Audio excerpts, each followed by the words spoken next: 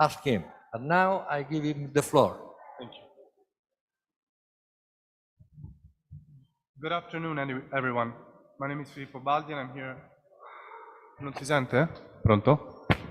Okay, perfect. So, I prepared a brief speech, and then I will present our dear guests here today that are with us. The event is Investments in Military Technologies May Win Wars, but Men Make Peace. The technology component is increasingly crucial for military capabilities. In this sense, a driver for innovation in defense and security investments. To this must be added, however, that some of the most advanced technologies, emerging and disruptive, pose risks that must be understood and managed. In this context, the human compound once again becomes central and the only capable of ensuring the effective use of strategic technologies. With us today, we have the ambassador of the Czech Republic to Italy, Jan Kohut, who I thank very much for being here today.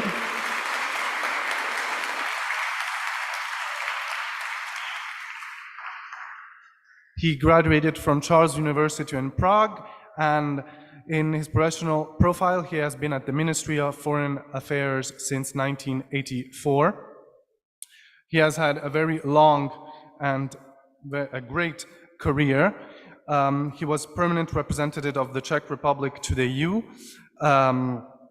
He had worked in Vienna as a representative to international organizations, and he has also been twice Czech foreign minister in technical governments.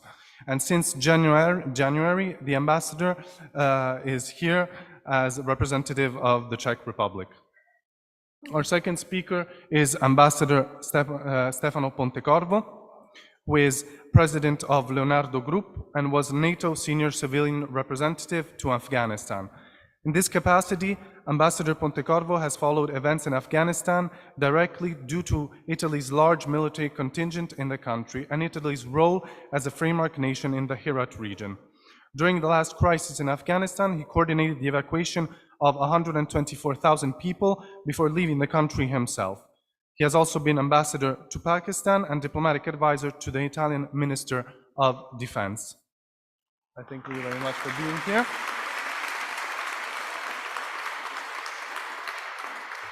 And our last guest, but not for importance, is Elio Calcagno, who is a researcher at the Istituto Affari Internazionali in the defense program, where he works on European defense and defense industry and maritime security. He previously worked in Brussels at the International Crisis Group and the European External Action Service. He holds a degree in history from the University of Worcester, later learning a first master's degree in international relations at the University of Nottingham, and a second in conflict management and human rights at the Scuola Superiore Sant'Anna.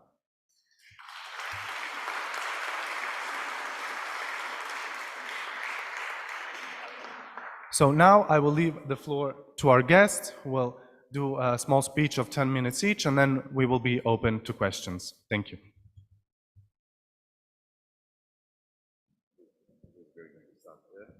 The ambassador, Jan Kohut, is going to start very gently. No. Could I stay here or there? Yeah. Good afternoon to everyone. So I'm very pleased that the hall is full of young students. So I admire that on Friday afternoon you are here, willing to listen to our experiences and views. I very much appreciate your presence here, and I very much appreciate the invitation to take part in this panel discussions, which is, in my view, quite important because it speaks about the technologies and the man, and what is the interaction, especially in the field of military. And for me, it's something, and I was asking the organizers of Festival della Diplomazia to take part in this panel, because I think it's something which we are facing almost every day, and we've got some paper from the organizers with some questions, and talking about the technology as preserving or the investments into the military, if it's the strengthening or weakening the general concept of the security. And one of the first questions which was there, so the concept of deterrence, if the deterrence worked through the Cold War period.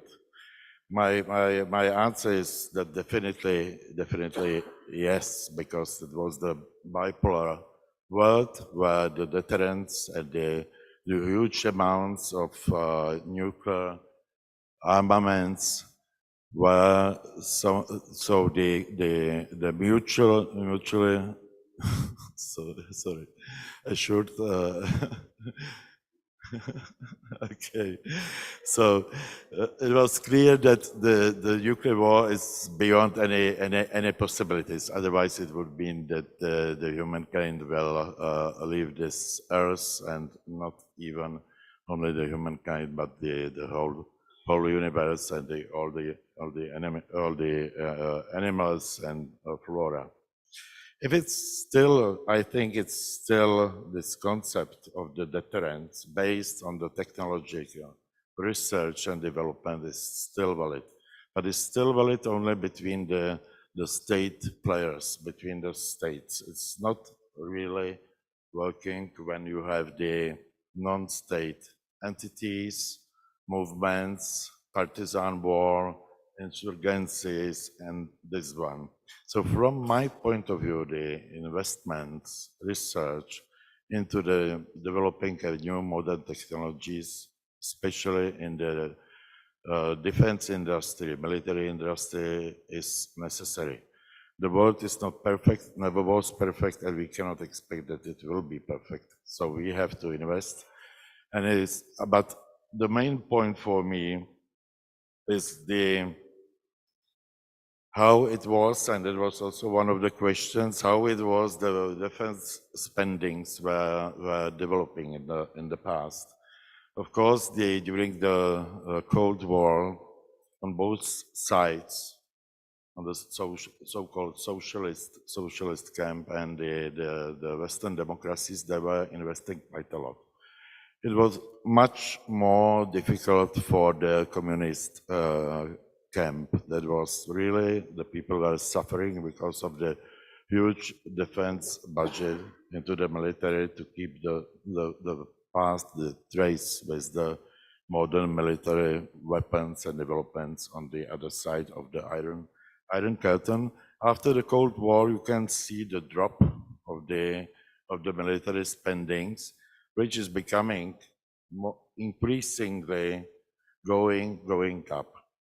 In the NATO countries, Czech Republic, like Italy, is a NATO country, so we can see that there was a commitment for many years to achieve the 2% of the GDP annually. The Czech Republic belongs to the group of countries which never was close to this figure in the last years. Now there is the political will, more political will than in the past, which was galvanized, triggered by the aggression of the Russia on Ukraine, that the world is becoming less unilateral, we can say, more multipolar system, with so many different and unpredictable consequences in the social, in the military development. So for me, for the moment, it's absolutely the right way, because still I'm saying that's not about the machines. It's not about the machines as such, because it's always at the end, at the beginning of that machines, and then at the end, the use of the machines, you will always find the man. The military supremacy, the most developed technologies, which are at the same time more vulnerable, are very efficient when we are trying to deter the other state, like Russia, like China. But when you have and I'm very pleased that Ambassador Pontecorvo is here, so our technological supremacy in Afghanistan was in fact for nothing, because what I think was the most important and is always the most important, you can have the tools to fight, but you need the will to fight. You have to have the devotion to fight. So that's the most important for everyone who is ready to fight, to know for what is fighting. Then you have the hundreds, millions of tanks and rockets of everything, but when you have no will, the political will, so you are weak, you are kind of a peaser. In the Czech Republic or the Czechoslovakia, there was in 1938, there was the very well-known the Munich conference, where was the experience that UK, United Kingdom, France were giving some assurances. So the security assurances to the Czechoslovakia. Czechoslovakia was at the time the very well-developed country with a huge military, but at the end, because of the Western allies and democracies, there was no will to fight. So they were able to push on the Czech Republic to give to the Nazi regime, to the Hitler, 1/3 of our territory, thinking that it can prevent the peace. It was not, as you know, it was not preventing or keeping the peace. The opposite was true. So that's always important to invest, from my point of view, to invest into the technology, to develop the modern weaponry, because it's, especially for our Western democracies, based on some values, is important that we are not weak facing someone who is really trying to dismantle our societies, our way of life. But at the end, there must be also the will of the people to fight for those values, to fight, to go, and to be killed even for those values. I don't know who is ready from you, from this audience, who is ready to die, and to die for what? That's my question to you then. If you are ready, what would be the situation in which you would die, be ready to die? That's for me important. I remember in the past, I was in the 1984, before the fall of the Iron Curtain. I was in military service for 1 year. I was in the infantry. So I was 8 kilometers position from the border with West Germany. I was the commander of the platoon, and every Monday morning there was a kind of a political brainstorming or brainwashing of the soldiers, because there was everyone was aware that the time that we need the ideology, the goal, at the time, of course, to keep the socialism and the Communist Party and this kind of things. But I think that we also have to, in this situation, in the world we are facing those asymmetric dangers, for what we are ready to use this weaponry, because this weaponry without the will stay where it is in the fields, in the caserns, so either barracks, so that's important. And I don't want to dwell too much on that, but everything is going to change with the artificial intelligence. So I think that there was one seminar today, and there are a couple of them.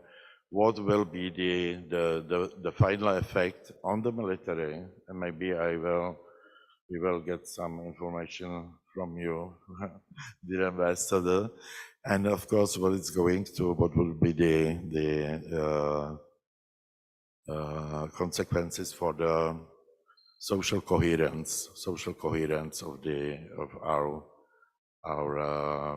countries, of our societies, which is unpredictable because you can read a number of scenarios, and it's a big question mark how we are going to handle this. But for me, at this moment, the most important is always the man. And I think it's the betting on the human factor. The human factor is important.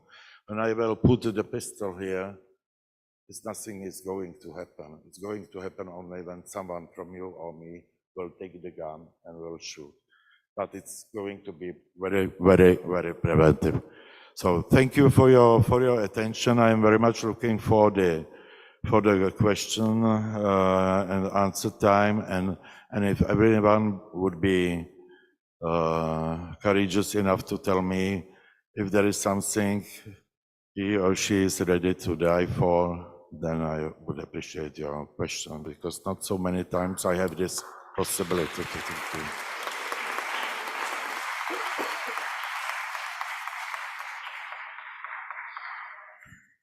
We now leave the floor to Ambassador Pontecorvo.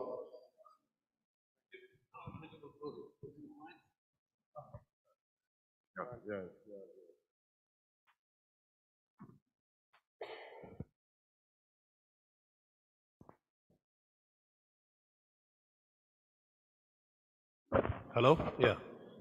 I just made the photographer very happy.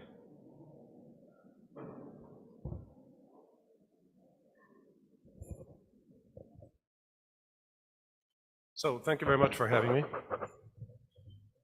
Thank you for having me, and thank you for giving me this time with the younger generations. 10 minutes, I'll stay in the time.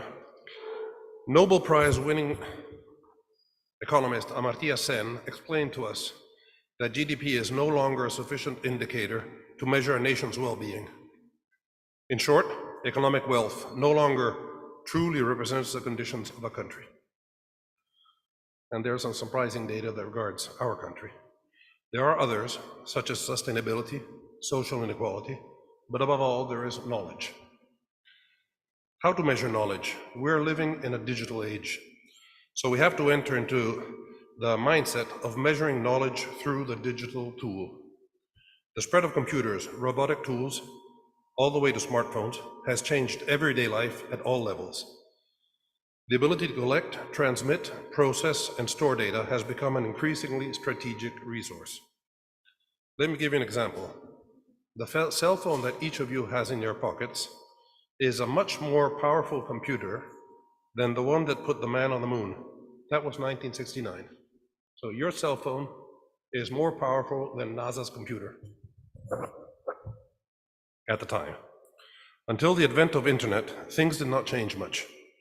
The Maastricht Treaty is from 1992. It was negotiated and amended by fax at a time when most personal computers were still used as very high-tech typewriters. Today, by contrast, official G7 communiques are negotiated via WhatsApp. In our age, it is a level of digitization that determines a country's place in the world, as much as, and perhaps more, than GDP. It is now computing and storage capacity per capita that defines the level of well-being to which the citizens of an economy can have access in terms of digital infrastructure and services. In other words, knowledge becomes a parameter that can measure a nation's development potential much better than the growth of GDP. In terms of nominal GDP, our country, Italy, is the 8th largest economy in the world and the 6th largest in the G7, ahead only of Canada. However, if we take the top 500 ranking of the most powerful supercomputers in the world, Italy is 5th in the world and 2nd in Europe after Finland. Digital knowledge is measured by the computational capacity installed on the ground. For Italy, it is 317 petaflops of computing power, serving research and high technology. What does it mean? That in our country, it is possible to do 317 million billion operations per second.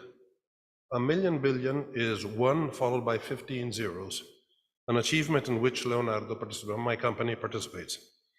In fact, Leonardo's Da Vinci 1 supercomputer, installed in Genoa, is among the most powerful high-performance computers in the aerospace and defense industry globally, capable of more than 5 million billion operations per second. It's a third supercomputer after NASA and Japan Aerospace, and the only private one is ours. Compared to other highly specialized machines, Da Vinci 1 combines computational power with the flexibility of a cloud architecture, which allows it to be multifunctional and operates across all of Leonardo's activities, from designing a helicopter completely digitally to training artificial intelligence algorithms. And we have found that artificial intelligence, Ambassador, is less than 30% the power of the human brain, even if we have this wonderful computer, so there's a long way to go. Knowledge, then, based on digitization, will be the tool that will condition the development of nations. And as a result, it will also intervene in the global geopolitical balance. Knowing how to read such phenomena in advance can condition a nation's political clout, especially at a time in history when the certainties of the past have disappeared. As the ambassador said before, the world we face is quite different from the one that existed until February 24, 2022, and even more different than the one we lived in before the pandemic, before COVID. The global economy has been shaken by at least 3 successive shocks. The first, the blockage of supply chains triggered by the pandemic. The second, the political uncertainty produced globally by Russia's invasion of Ukraine. The third, the economic consequences, foremost among them rising inflation, triggered precisely by geopolitical tensions.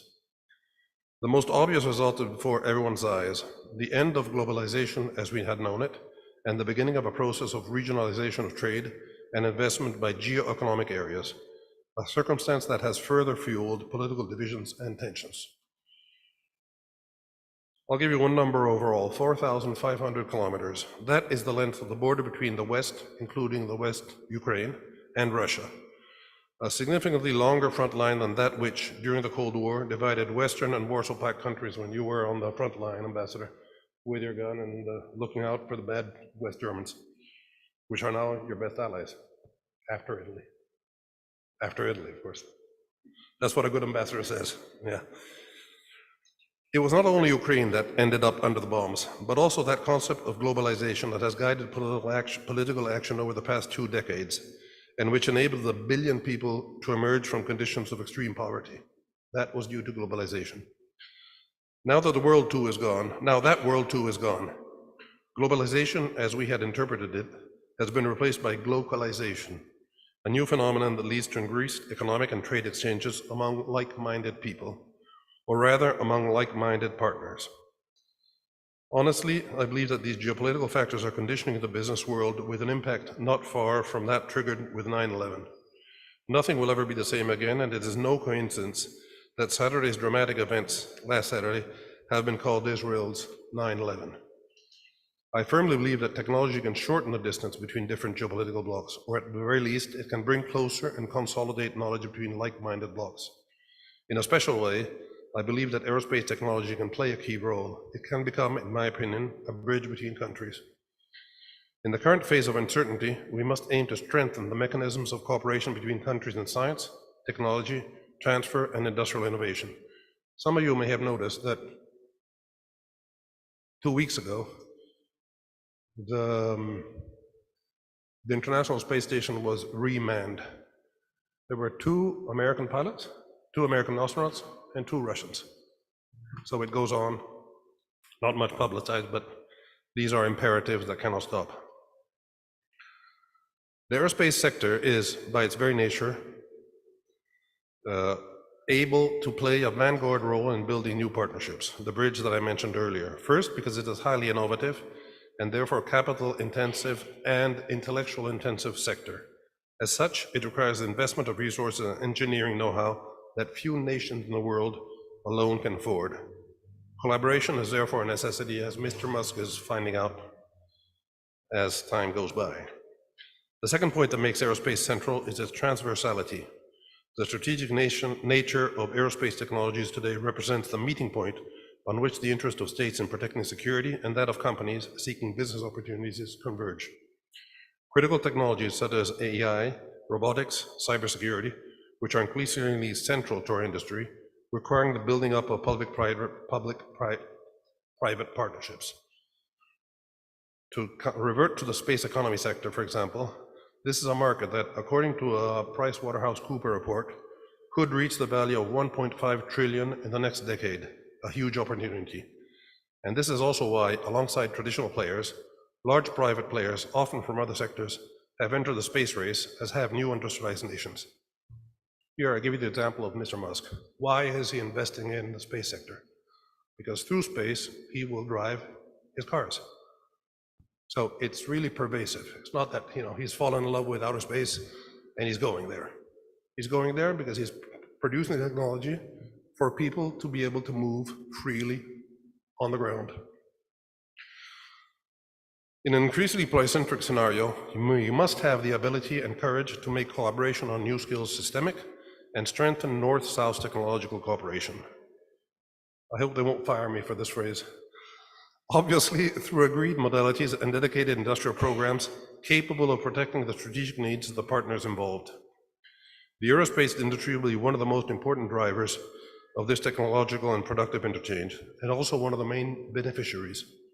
At Leonardo, the company I have the honor of chairing, we are very clear that today the only sustainable business model for aerospace is that of co-participation in international industrial programs and alliances. We have, for example, 2 joint ventures with the French, Thales, and we're widening up to other partners. We share knowledge, a cardinal principle in our country's economic history, which we intend to continue to pursue. Thank you very much. That's my 10 minutes.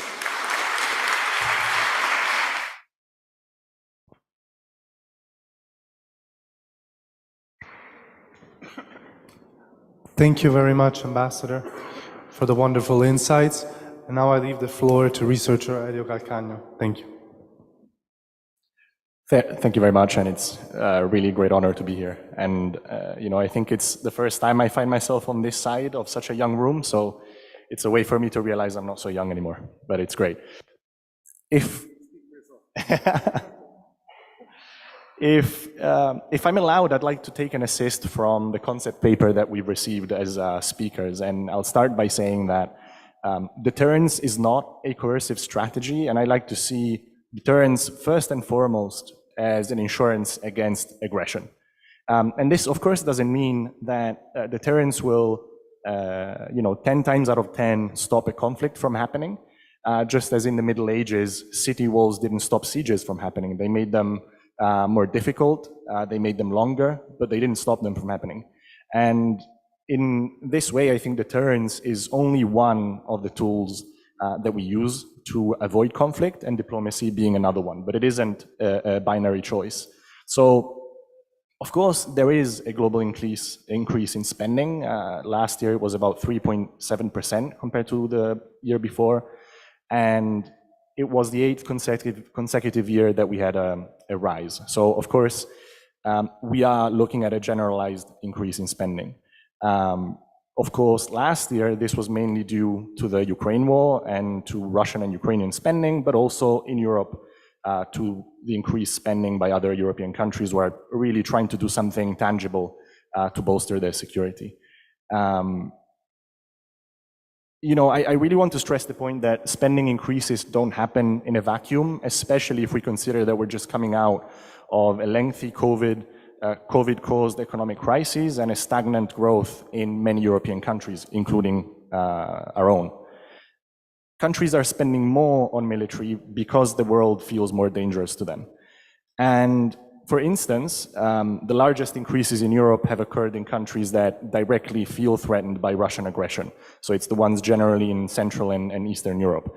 The example of Finland, which last year increased spending by 36%, Lithuania by 27%, Sweden 12%, and of course Poland 11%. These are huge increases.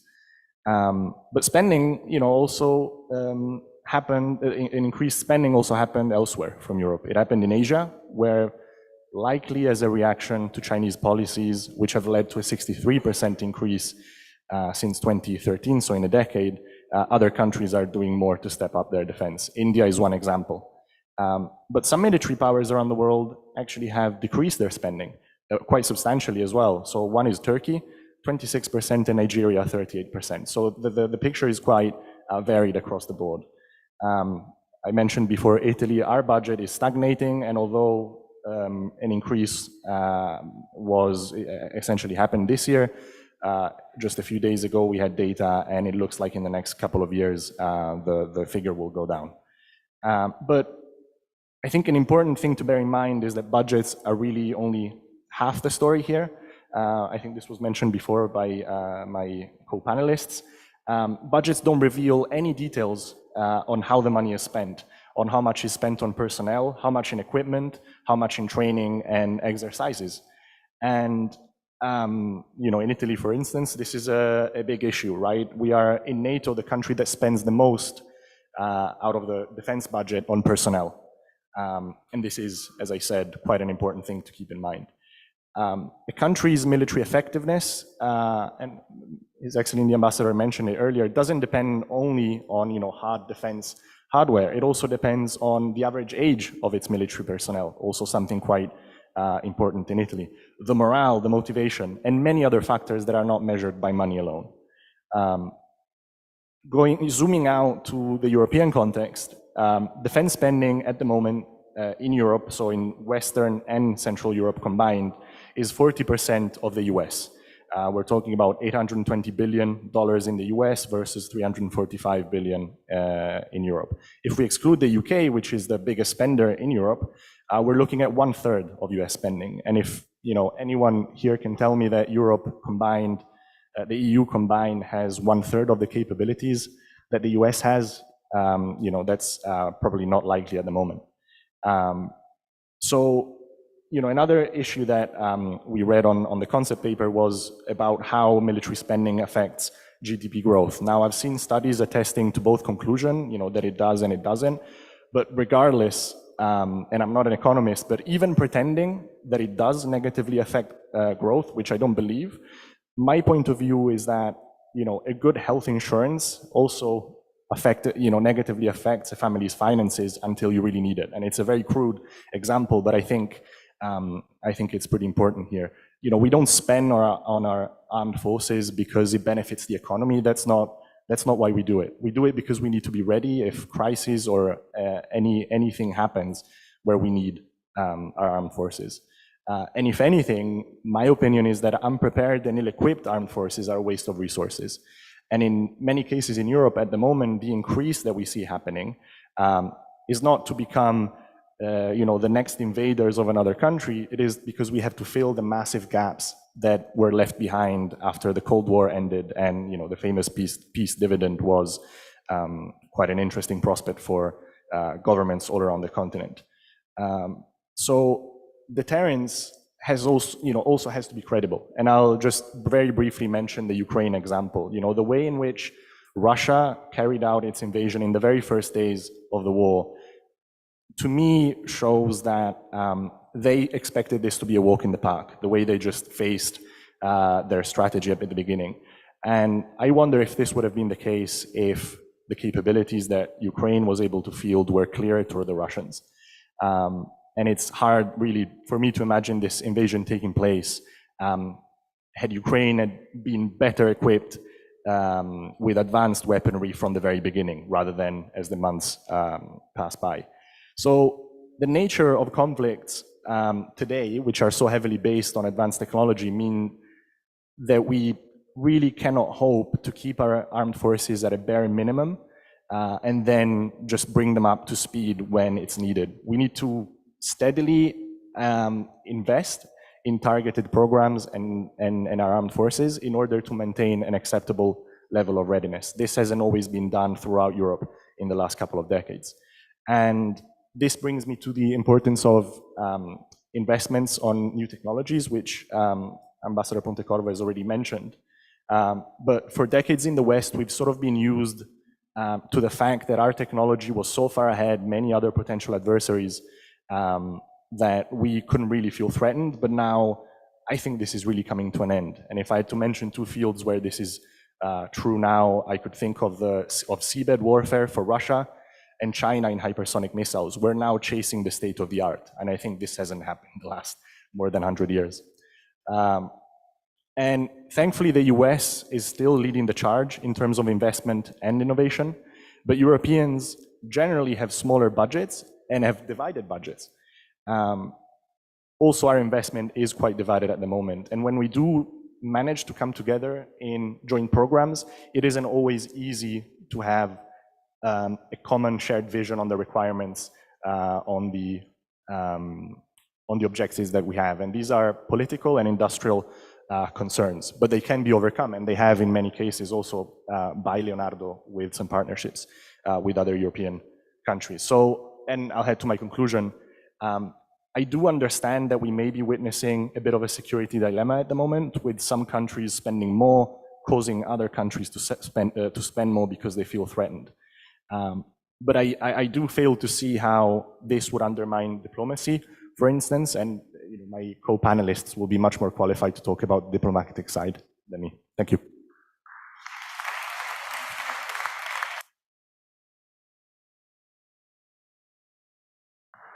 Thank you very much, Mr. Calcagno and all the panelists. We will now be taking questions so that we can truly see the strength of this event.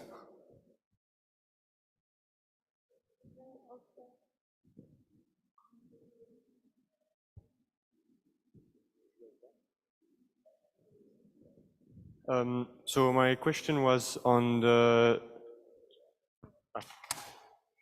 My name is Stanislas. I'm from Switzerland, and I'm a GG2 student. And my question was on the Chinese military spending.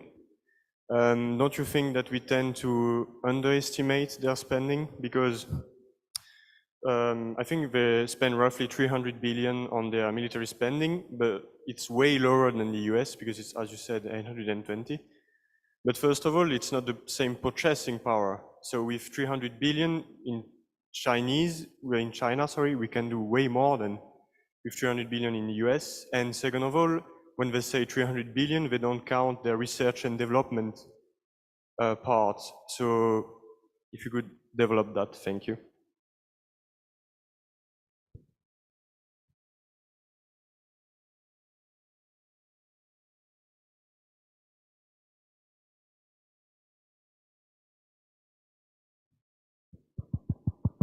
Can you hear me? Yeah.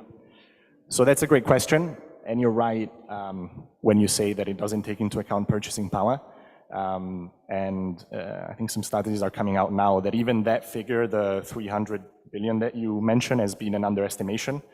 And the other point that you make, and it's very important, the one about how you spend that money, which I was alluding to in my speech.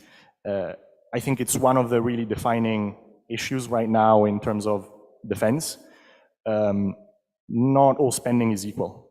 And it's something that many European countries, and I don't want to single out Italy because this is not only an Italian problem, we have relied very much on innovation that was happening elsewhere. And whereas we focused on certain,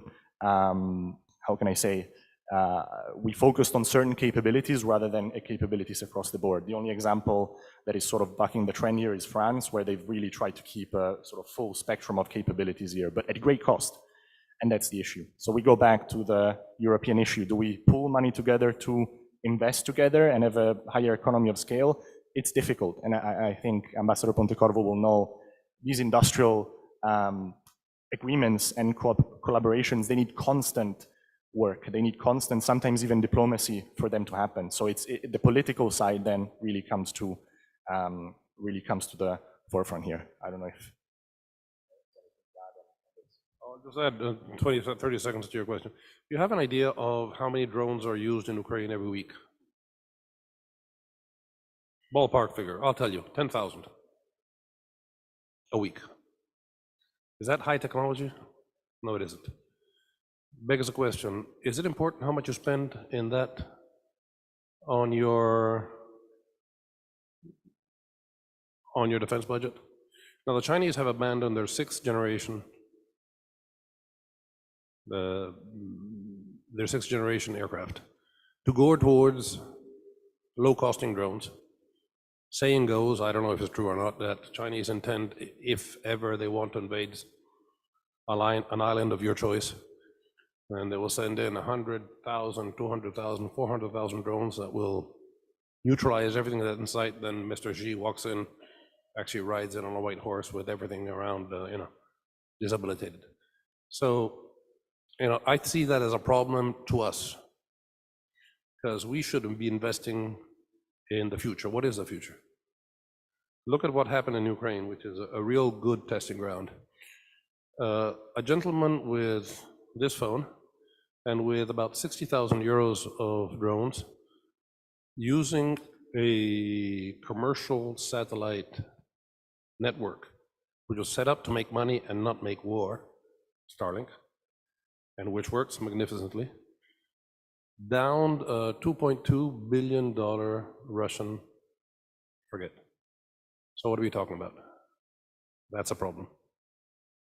On the last issue, I think that, I've spoken in the past on the need for Eurobonds. We have a problem a political problem on European defense. We have a financing problem on European defense though. But if it is a financing problem, it's a common problem, then it has to have a common solution where the issue starts, because what do you develop? I think that we're fairly pretty much in a ridiculous spot in some fields. You know how many tanks Europe has, the European countries? 17. You know how many tanks the Americans have? Models, I'm saying. 1. Go ahead. All right. Just to support what was said, that we need to cooperate in Europe when trying to be more autonomous, that we have to cooperate much more than before, especially in the defense industry, and that's part of my mission here, so to try to establish the links between Czech Republic and Italy and Czech companies and Leonardo, because as Europe, we can be dependent, or at least on the lowest possible level to be dependent on the outside world in energy, in defense, and we have to streamline the production of the different armament systems. It's clear what kind of problems it's creating at the moment in Ukraine. So that's the necessity. But still, we are talking mostly about the hardware, yes. So about these tanks, missiles, armed vehicles. But as you can see, still I'm coming to the most powerful weapon in this moment is the public opinion. So that means the disinformation, very well fake news, artificial intelligence in creating the videos and the photos. So it has such an impact that can even cripple the will of the government to use the force, because the streets, the places will be full of the people. So buying in their minds this false picture of the world. So that's not only about this where we need and we know what we are going, and with some pain we are moving to that direction in Europe. So it's not easy, the national pride and national sovereignty and the secrets and this kind of things. So everyone is very jealous and looking at each other, but we need, and it's more the understanding and consciousness of this. But at the same time, we have to fight for the minds of the people. So not to give, that's the new weapon, social media. That's where everyone really can say, I'm sorry, but I have to appease. I will, like I was speaking about, that was the case of the Czechoslovakia, that I was speaking about, because the public opinion was, no, we cannot fight. At the end, everyone has to fight. If he's fighting for something, and he must be ready to use each tool in his possibility to defend. Otherwise, we can give up at the moment that there is no need for the investments into the new technologies. So, thank you. Thank you very much to all our panelists. Now we'll have another question. Oh, here. Hi, thank you very much for what you have told us and the information you've provided for us. I'm Ghali Ababne, I'm a GG2. My question to you is related to what was previously mentioned, which is the fact that as we approach 21st century realities, the context and the dynamics of war have kind of shifted. And I would like to know, in your opinions, what is the future of weaponry and how will it be utilized? Like, what should be the future of weaponry and how will we actually be utilizing it in a way that might make a difference if that is the case? Thank you.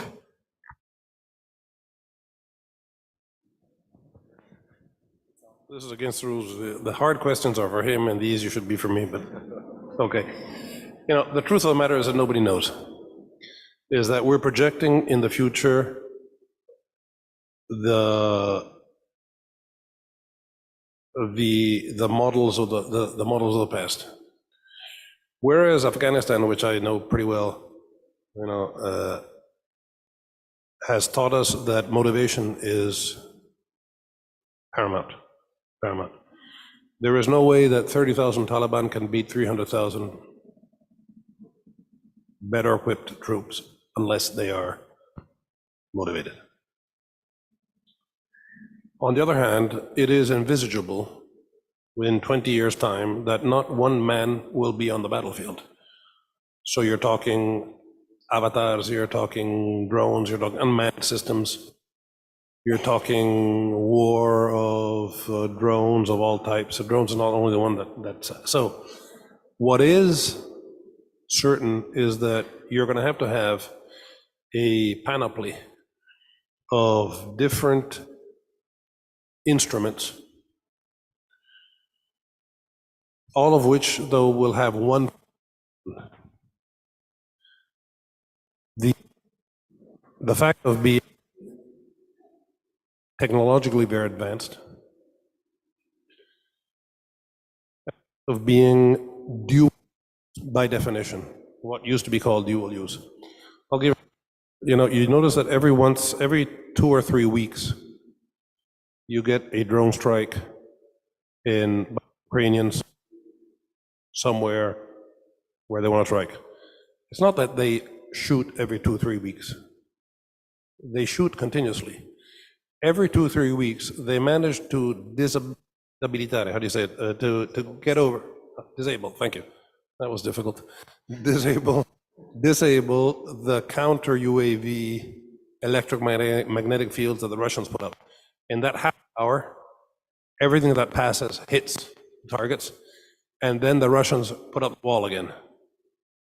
So it's that kind of, you know, electronic warfare taken to the extreme. Because when you have drones and you have counter drone also measures, you may have heard the acronym GCAP.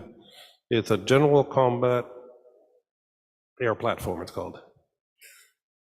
It's the new system that we're studying with the Brits and the Japanese. This is public information. You go on Google, you find it. It's a plane with 40 drones, so a huge system, not small drones, drones as big as the planes, with different types of, you know, some are suicidal drones, some are defense, some are observation, some are attack drones. That system works until you find the countermeasure. So that's a hugely costly system, if you imagine. You know, an F-35, we produce parts of it. It costs what? You're buying one. You're buying some now, right? They cost 50, 56, 52, 56. Yeah. So you imagine what the system itself costs. The computing capacity of making that work. Now that is what warfare, come back to your question, looks like now. In 10 years' time, are we going to have the man on the Tempest, which is the airplane of the thing? We simply don't know, which presents a huge problem on what we're investing in. Questions without answers.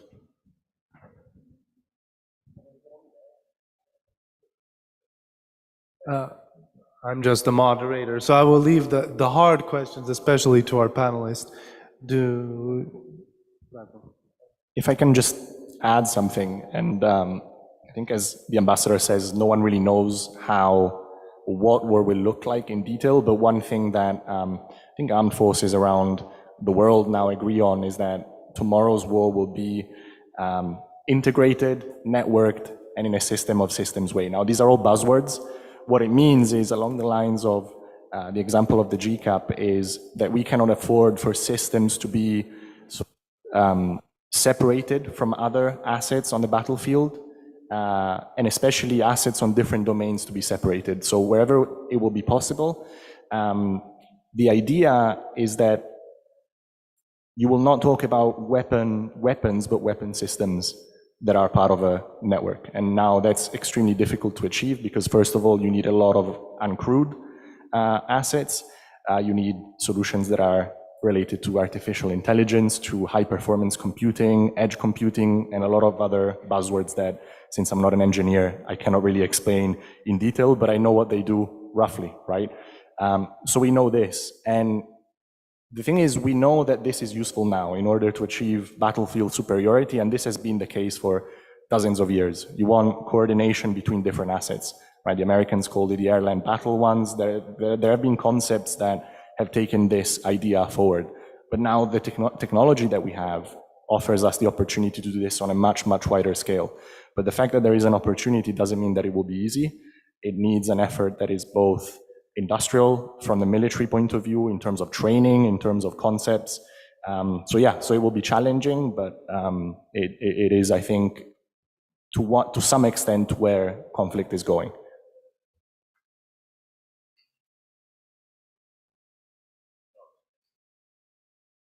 Thank you very much. So, next questions. Who do we have?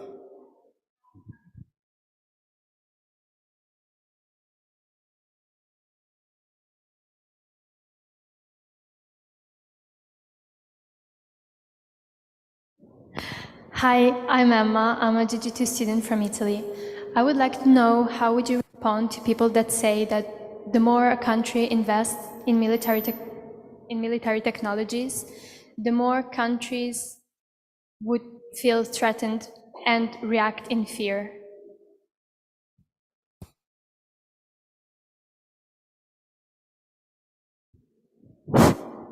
If this is for me, I'll tell you at the outset. I am temporarily chairman of Leonardo, permanently an Italian citizen. I would much prefer, actually I prefer without much, that my government invests in schools, infrastructure, hospitals. I don't have to wait 6 months for the Gemelli to get, whatever it's, my foot looked at, rather than my government invests in what I produce. That's the first thing to say. I hate the idea of a war, filling up my bottom line. The bottom line is where you have the final number on which, what you make that. The problem is that political decision makers, just think of this, a political decision maker, where do you think he gets his votes? By putting money in weapons or putting money in school, the local hospital schools, or it's a sacrifice for everybody. If you go and look at the distance, measure the distance between the border of Ukraine and the border of Italy, and the distance between Milano and Palermo, and you'll see that we're nearly there. Ci abbiamo la guerra in casa. So, you can do two things. Continue as you are doing now. I'm a NATO guy, so I love my Americans. We all do. As Churchill said, they're the only Americans we have. The Americans have about 90% of real firepower in the world. Okay? The rest of us have 10%. That means the Americans take 90% of the decisions, as it should be, and we take only 10%. Second thing is, there may be instances in which the US is not interested in intervening, whereas we are. Case in point, that gentleman in Lukashenko.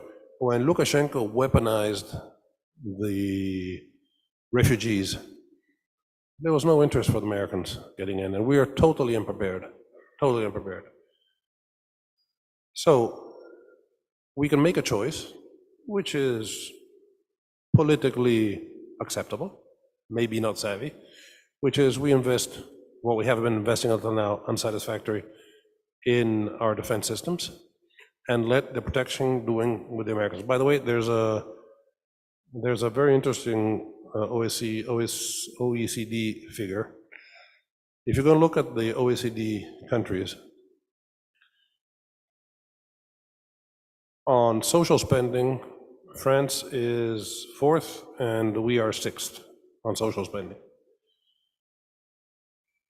The Americans are 24th.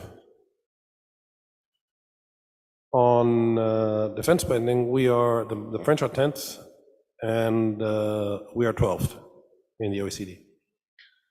The Americans are first, and they spend more for the defense than all the 26 following them. Is that fair? Maybe it's not fair, but political is never fair. But you got to decide what you want to be. You want to be a mature member of the international community, which is not ethics. It's you have your real say in what goes on. Then you have to invest in defense. Or you can ask the Americans to defend you, as we've been doing until now, because that's what NATO is about. And it's a political choice. I say I very much prefer my government to invest in hospitals. I'm sure you do too. Hospitals, schools, infrastructure, and less in weapons. At the current stage, can we afford it? Politically, security-wise, as a way of life? I leave it to you guys.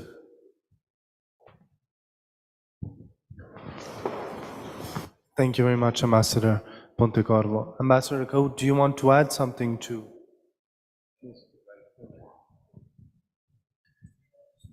It's a question for every each government, and it was always when you have the budget for the next year on the table of the government, so you have every one minister is asking for the money, and you have to decide whom you are going to support. And there were 20 years this peace dividend after the Cold War when we were investing, at least in the Czech Republic, hugely into the reconstruction, environment, cleaning of our air, of our waters, to the modern technologies. So at the same time, but at the expense of the military. So we have the under-invested army in the moment where we see that we are going to face the real threat.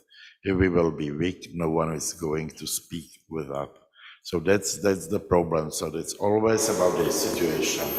So we were, as the Czech Republic, very much so being a NATO member, that the United States will take care of us. Yeah, so that was kind of mentality. And we are the part of the NATO, so we are contributing to the missions like in Iraq, Afghanistan, so building our army as the expedition army, not really heavy weapons. And now we see that in Europe, the conflict is coming to the situation. We hope that there will not be such a situation, but we have to be ready for that and to be well equipped for the warfare of the future. But the others, so now we have with the deficit budgets. So everyone, it's very difficult for everyone to pay. So the taxes are growing. So the schools and healthcare is losing. So it's a process, but that's not our will. We are, when we want to keep our way of life, so we are obliged to do that, not to rely on the United States, that they will take care of us. It's not really, it's unbelievable. But it was the mentality, at least of the Central Europeans. Now things are changing. You can see the Poland investing quite a lot. Slovakia, Czech Republic has decided to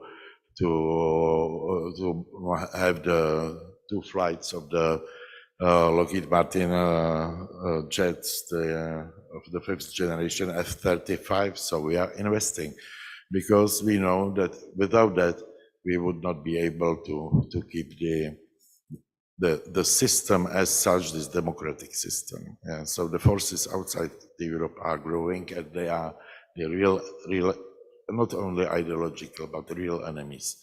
So of course there is a danger, because I told you I was in the former communist army, so there was not a communist, but we had to go to the army. the country, Russia, all we have invested quite a lot into this armament. What was the product in the centralized, byproduct in the centralized economies?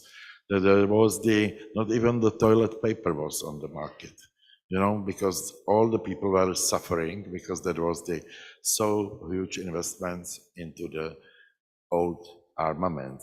So of course there must be the balance, but for the moment of this history, this is not for the military industrial complexes that they need to have and to get more money. No, that's because the situation is developing in a way which is not good for the moment for us, losing, and the military complex and the development in the past, they played a huge role in the research and development of new weaponries. But now we can see that the modern warfare, which will be more on cyber and space, and is in the hands of the private companies. Those private companies in the United States, even in Europe, and the governments have not so many tools how to look what they, in fact, they are doing and how they handle their intellectual property, what is going to happen. So that's another challenge, how to keep it also under control, because you have all the new companies in the AI, in other sectors, are the private, small startups, bright people, but that's so unpredictable what will be the future, because no one knows what is going to be developed in some laboratory somewhere, and not only in the United States, but also in China. China is kind of prison, special totalitarian, which are able to use the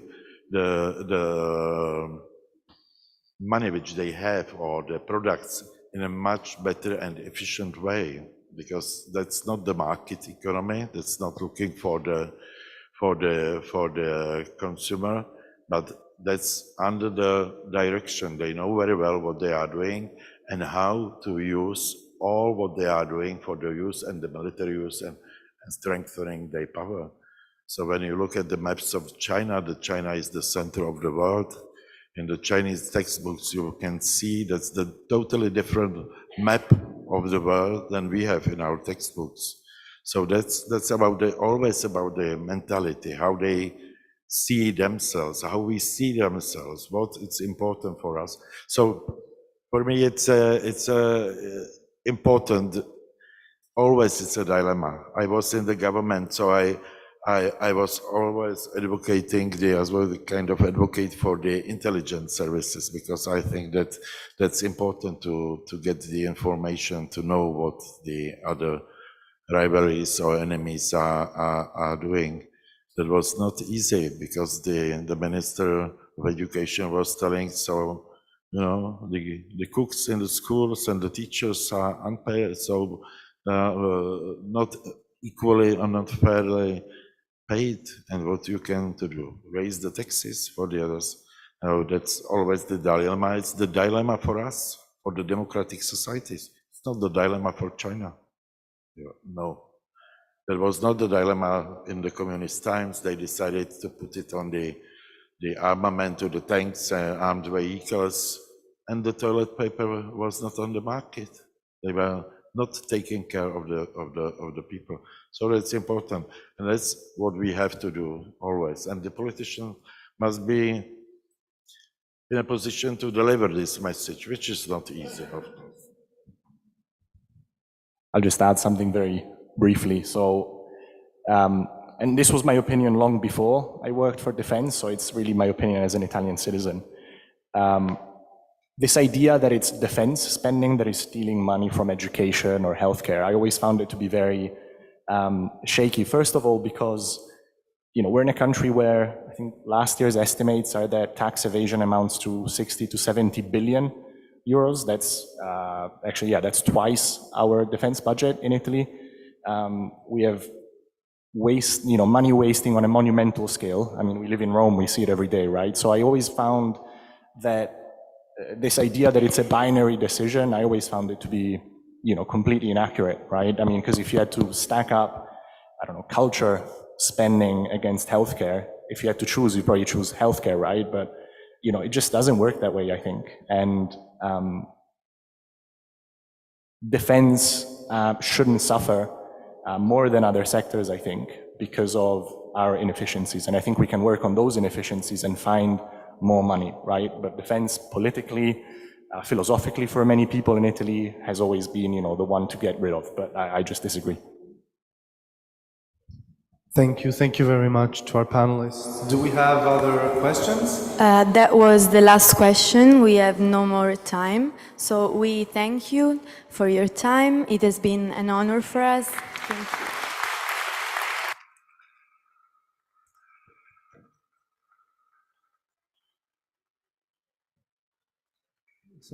Thank you. Thank you to our three panelists, Ambassador Cahuta, Ambassador Pontecover, and Mr. Calcagno.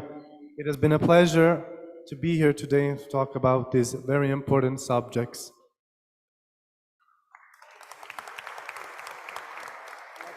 La mia ultimo intervento ti spiega perché ho fatto fisica e non scienze politiche. Siamo il 27 allora.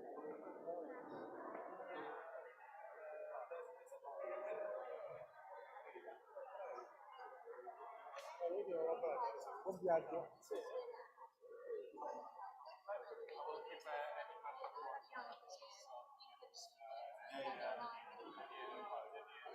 Possiamo vedere, guardi, portare il numero quanti dolori vediamo là. Quello più sì. Grazie mille,